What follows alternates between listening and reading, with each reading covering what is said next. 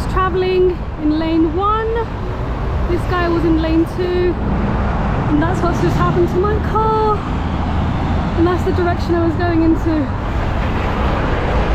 Oh, how far morning! A couple of months ago, we met up with the UK's most TikToky driving instructor, Aman from Clearview Driving, and she helped us pick the best first cars for learner drivers. And now she's back, which is kind of awkward. She's back because she's crashed her car. Wait. I didn't crash my car. A lorry crashed into me, dragged me along the motorway until I was facing him by the end. That sounds pretty horrific. The main thing is that you're all right. Yes, I am. And your insurance is paid out. Yes. So now we need to find you a new car for instructing in. And that's what this video is going to be, helping Aman find the best cars for driving instructors with a manual gearbox, because you've already got an automatic car lined up, haven't you? Lovely, what is it? GLA. Mercedes GLA, very fancy. Does quite well out of this TikTok thing, I think. So now it's time to find you a manual car. Yes. Let's get cracking.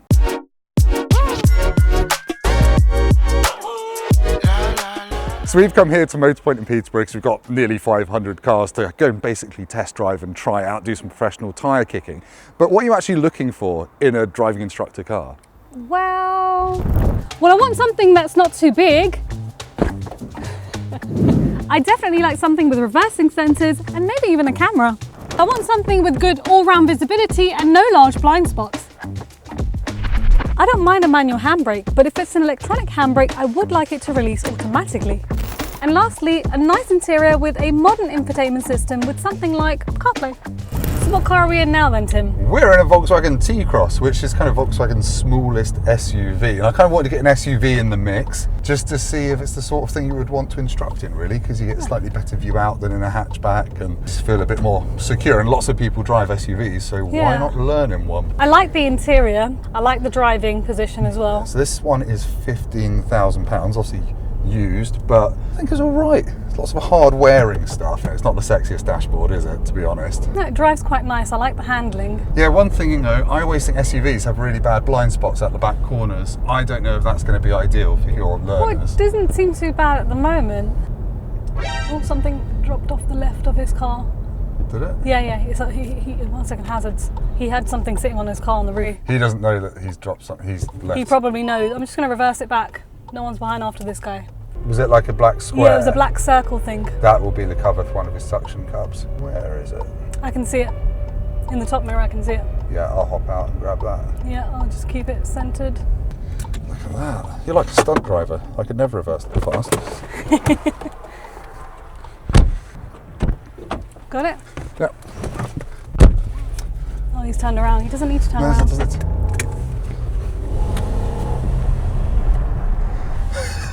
The drama. No, because I saw that. I'm like, yeah, something definitely fell. I didn't see it. I'm like, this happened. No, it's because this is in front of you as well. This happened last Friday. This exact thing. So 1 litre engine, it's still got a decent amount of punch there, hasn't it, this? It really does, yeah. It's got a bit of a growl. The only thing I find with these, I don't know if you're finding it, is that with these 1 litre engines, the clutch is quite heavy. It was very heavy. Yeah, and I don't know if that is, when you're learning to drive, is that what you want? You probably don't want a... It's harder to feel the actual clutch when it's so heavy like this, so that might be, So it's because this is ideal. a 3-cylinder engine, they have quite heavy flywheels on, so that just means the clutch feel can sometimes be a bit like, ooh, a bit lumpy. This car's got a rival like the Puma, is very popular, which has replaced the Fiesta, but that's got a 3-cylinder engine with fairly similar clutch feel. It'd be interesting to see what we think as we get to the 4-cylinder cars, and also see how your opinion differs when we get to the hatchbacks rather than SUVs as well. Changing it up a little bit today. You can turn left here, please. Yeah. That was very late instructions from you there. I get to do it, sorry. And emergency start. T-Cross then. I'm not getting love it vibes. No. I like the interior. The drive's nice, but the clutch is a bit too heavy for my liking. Fine, well, on to the next one. Now this is more of a typical learner car, isn't it? Yeah, this is a new Vauxhall Corsa, the new shape. It looks funky, but again, it's got a 3-cylinder engine, 1.2 litre engine this time. And again, these 3-cylinder engines, how's your clutch feeling? It's actually not as heavy as the last one. Oh. Yeah, but it is higher though. It is higher biting point, is it? Fine. I often just find I feel quite springy, but again, we've got really bad blind spots out the back corners. I think that might just be a modern car thing. The back pillars definitely seem like they're really wide on this one. Yeah. It's quite nice to drive and it's quite pleasing here to look at. That dash is quite nice. Massive screen. It's got Apple CarPlay and Android Auto, which is probably not something you definitely need during driving test. But do you have to get a sat-nav up for part of the drive? context? No, they have their own, but it's nice to have it integrated as well. For learning. Yeah. You would have a fair bit of room here as well, because you would mostly obviously be sitting in this seat. Got loads of leg room there, big door bins. So yeah, it's a Corsa. It's quite hard plastics. On the inside, it's quite decent in terms of what I need it for. It's just not the most luxurious feeling. I'm not saying you need something super posh, but given how much time you're going to be spending.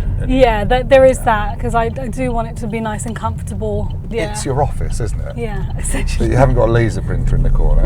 You've got a terrified young person. Yeah, we've got cloth seats on this, kind of grey. They're slightly nicer than the ones in the T-Cross that we had. They were a bit plasticky and a bit slippery. This one's also got a manual handbrake. Not only a manual handbrake, it is the longest manual handbrake I've ever seen. I mean, I always thought any more than that's a waste. Meaning?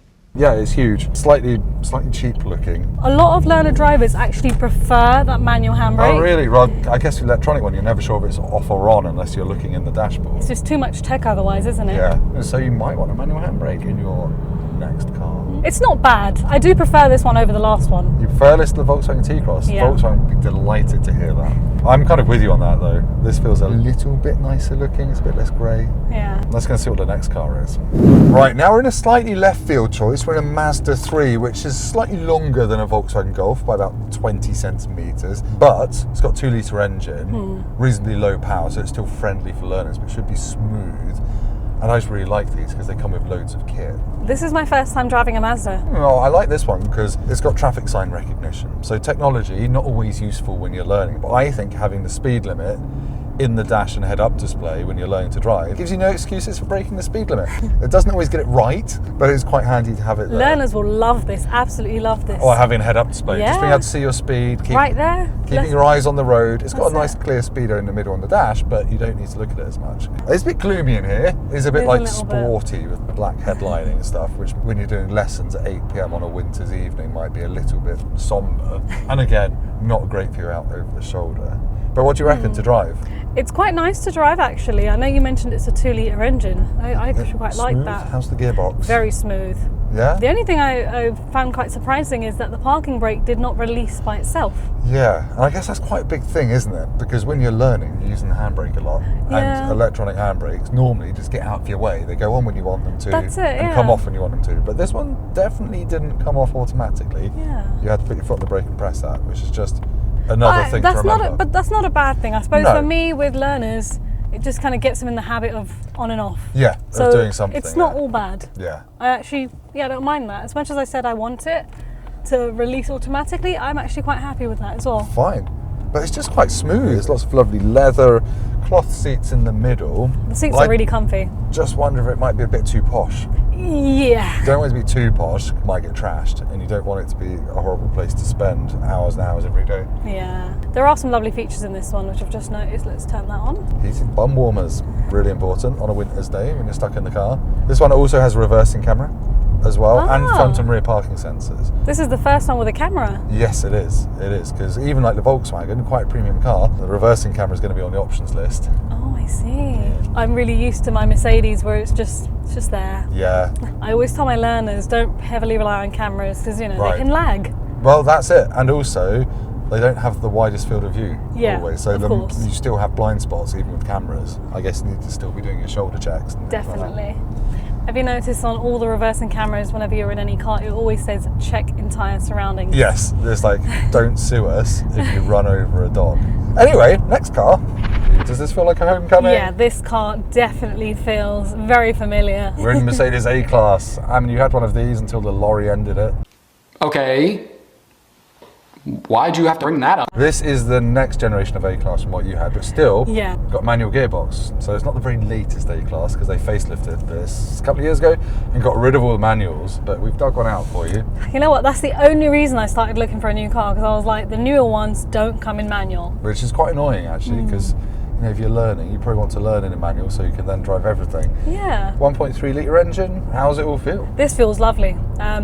Right now, no complaints. The size of the car, the way it drives, absolutely love it. Also, this is quite a basic spec one, so we've got quite small screens in this. It also means you've got quite small wheels with quite chunky tyres, so it's riding really well down here. And obviously, it feels like a Mercedes A-Class, so you've got lots of squishy leather and bits and some kind of carbon fibre effect stuff there. It's comfortable, storage in there. These are good, aren't they? Yeah, in terms of my view out the front, sides, this feels really, really good. And interestingly, this is pretty much the same price as all the other cars that we've had so far, which is about 15 grand. It's 5 years old, admittedly, so it's older than the others, but there we go. No, the clutch feels quite smooth. The gearbox feels really smooth. I do feel like you're going to go German, and I think you're that sort of person, but I also... think, yeah. I have actually had German cars for quite a while, because I've had a Golf in the past, I've had an Audi, and I've had the Mercedes for 7 years. Oh, so. 7 years you had it? Yeah. Blimey. Did you shed a tear when you had to write it off? I did. I was going to say... Gonna miss Marge. Marge? Don't. Marge is gone. Now you've switched to spreadable butter. But we're going to see what spreadable butter looks like in car form. Let's go to find out what the next car is. What would you say your favourite junction in the world is? If you could be a junction, what junction would you be and why? I think I'd like to be a nice open slip road. Sorry. She's chlorine my I just realised. I just realised I just said it so bad. Oh my god. I like a nice open slip road. I'm so sorry. I can't believe you just made me say that. Oh my god. I was trying to think of my favourite kind of junction, and I was like slip road because you can go really nicely. The best thing is that's staying in the video. No, Ollie. No, that does not. Okay, another German car, Aman, Audi A3. I'm actually really liking this. Only a year old, this one, 2,000 miles, it's 23 grand, got a 1.5 petrol engine, but a manual gearbox, which is what you need. It does look lovely in here. I'm really, really liking this, honestly. Oh, hello, no, radio. Who's got traffic announcements on? No. Got a really nice display here. Yeah, really nice display there, and you've got a big digital dashboard, and you've got a head-up display. That's it. Triple displays, and this 1.5 is a real peach of an engine. It's so smooth. I would like a 1.5, I think. I don't think 1 litres for me. That's the thing, like the 1 litres, they've just got slightly heavier clutches as well. They feel a bit lumpy. And also they're not actually any more efficient than the 1.5s because you have to rev them harder for the same performance, whereas the 1.5 is a bit more relaxed. I've got this engine in my Skoda Kodiaq, which is a massive SUV, and it still gets 42 mpg in a huge car, and it's powerful enough to shift it along. So in an A3, this will be peachy. The windscreen pillars aren't too large in this at all. Yeah. How's it at the back? Yeah, it's not too bad actually. It's not too bad at all. Obviously underneath, this is basically the same car as the Volkswagen Golf, same platform, same engine choices, it'll be the same gearbox. It's just got a more upmarket feel, I guess. I don't know if it actually feels posher, but it's more eye-catching. With my job, I'm sitting in the car all day. I'm going to be looking at everything inside, so I honestly need a very nice interior in the car. You'll be sitting here looking at this Audi logo thinking, I could have saved some money and got a Golf and not had this little Audi logo here. There is that. But no, it's super comfy here. Loads of space, loads of storage as well. It's very practical. I'm liking this car, but the only thing I'm thinking is I've had an A3 in the past, and I had that for 3 years, and then I had to get rid of it because it was too expensive to try and fix the car. Right, yeah. And I had that from brand new. Again, it feels like it might be too posh to put learner drivers in. Like if it's going to take a few knocks, a few scrapes, fixing an Audi is going to be more expensive than fixing, I don't know, a Volkswagen. Like there is that. Whatever you choose, you're going to have dual controls fitted, right? Do they do dual controls for pretty much every car? Yeah. Or most? How much is it to do all that kind of stuff on top? Don't even, that's expensive. How much are we talking? Like 2 or 3 grand? No, not that expensive. Okay, it's about 500, 550 plus VAT. Yeah, and fitting, obviously. Yes. Be terrifying driving without dual controls, I imagine. Yeah, I've never tried it. No, I'd just be... Don't think I'd sit next to you without duals. Without next to me? Throwing shade. It's like a hazard perception test down here, isn't it? It is, like all these hazards. Like all these noses sticking out. Let's go to the next car, I think. This car feels nice. Yeah, we're in the Golf, Volkswagen Golf Mark 8, not the latest Mark 8.5. But again, 1.5 litre engine, a bit like the Audi A3 that we've driven in this video, but this got 150 horsepower, that had 116. How's it feeling? It feels lovely. I like the display, I like all of this. The interior is lovely. And decent blind spots. Decent sized mirrors. This one's got a sunroof as well, so it's a bit brighter in here than it would otherwise be. But otherwise, it's a Golf. It's meant to do everything perfectly well. I haven't owned a Golf in a very long time. Yeah, what happened to your last one? Let's not talk about that. We won't talk about the crashed car. I mean the Golf. It's a Golf, it's very practical. Storage bins which are lined with felt so stuff doesn't rattle around. If you want to store stuff in there. Proper glove box. Yeah. It's got that thing where you can charge your phone on wireless phone charger. Yeah, that's quite fancy. I've never had that. This 1.5 engine will get about 50 mpg. What to say other than it's a Golf? It's really refined as well. It's really quiet in here. Rides nicely, even though this is a top spec R-Line one. This has got bigger wheels and slightly firm suspension, but it's still not horrible on these bumpy fen roads. I think I'm liking the size of the windows in this one, because I know when we were in the Mazda, it felt very... It's like you're in a tank, wasn't it? Yeah. Like peering out. Whereas this one, very nice, big windows. I like that. Yeah, I think this is just a very well sorted car. It hasn't got any vices, anything too tricky about it, really. Yeah. It's designed to be driven by everyone from learners to like your average Joe to the elderly, like me. So for yourself, for me. Thank you. Old people like us on the internet. Oh, I'm actually really liking it. The clutch is very smooth on this one. Because I know one of the first few cars we drove this morning, really heavy. Another Volkswagen, but with a completely different feel to the clutch pedal. This feels so much nicer. Yeah, it's little things like that, isn't it? Right, that's all of our cars done. I think we should probably head back, and you need to make a decision, madam. After having driven all of the cars and really kind of inspecting them all, I think I've got a good idea on what I'm going to go for. Don't believe everything that you see. Silicone trees, could they ever grow leaves? Don't believe everything that you see. I wanna be right here, right now. So Aman, we've driven 6 cars today. It's been interesting hearing your thoughts. T-Cross? Yeah. Corsa? Mazda 3? Left field choice? No, not for me. Are you going to go for another A-Class? Definitely not. Okay, I think we're getting warmer to the final choice. What are you thinking? Well, for me, it's definitely between these two. What are you going to go for though? Volkswagen Golf or Audi A3?